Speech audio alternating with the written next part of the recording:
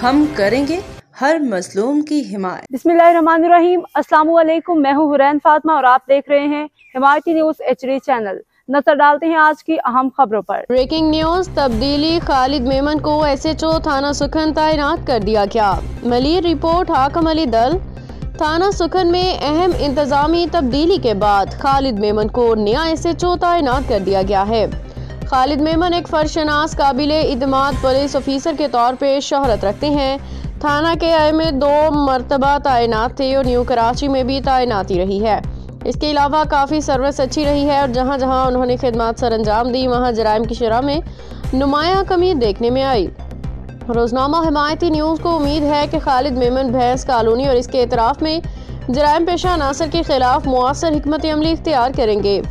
मुकामी अवाम ने भी इस तकर्री को खुशाइंद करार देते हुए उम्मीद जाहिर की है कि इलाके में अमन व अमान बेहतर होगा।